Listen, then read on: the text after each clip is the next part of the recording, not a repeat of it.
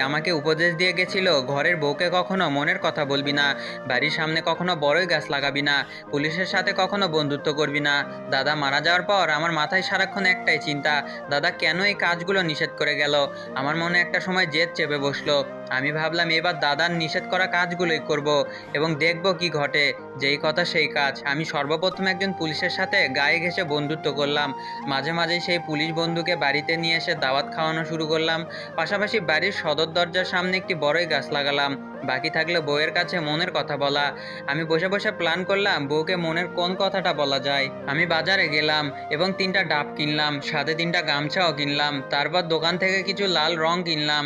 তারপর বাজার থেকে ফেরার পথে পুকুর ঘাটে বসে ডাবের উপর লাল রং মেশালাম। রং মেশানোর পর গামছা দিয়ে ডাব এমনভাবে পেঁচিয়ে ফেললাম যাতে মনে হয় গামছার ভিতরে মানুষের কাটা মাথা। তারপর দৌড়াতে দৌড়াতে বাড়িতে এসে ঢং ধরে বউকে বললাম, আমি তো 3টা মানুষকে খুন করে ফেলেছি, তুমি এই কথা কাউকেই বলো না প্লিজ। তারপর আমি আর আমার বউ মিলে একটা গর্ত করলাম, সেই গর্তে 3টা মিথ্যা কাটা মাথা পুঁতে রাখলাম। তারপর অনেক দিন কেটে গেল, কোনো প্রকার সমস্যাই হলো না। আমি বসে বসে দাদার কথা ভাবছিলাম আর হাসছিলাম, শালা বুইরা সবই তো করলাম, কিছুই তো হলো না, ধুরু বুইরা বেটা। সব কিছুই ঠিকঠাক যাচ্ছিল। ওই কাঠা মাথার ব্যাপারটা একসময় ভুলেই গেছিলাম।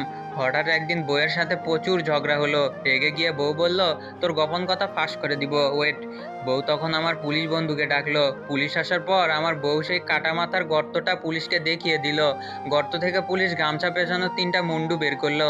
গামছা খুলে দেখা গেল 3টা ডাব। বউ তখন বলল, এখানে মানুষের মাথা ছিল। আমার স্বামী মাথা চেঞ্জ করে ডাব রাখছে, আমি সাক্ষী। পুলিশ সাথে সাথে বলল, অ্যারেস্ট হিম। আমি যখনই দৌড় দিতে যাব তখনই সদর দরজায় বড়ই গাছের কাঁটা পায়ে লেগে পড়ে গেলাম, আর পালাতেই পারলাম না।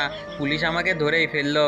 মারতে মারতে জিজ্ঞেস করলো, বল মুন্ডুগুলো কোথায় লুকিয়ে রাখছিস।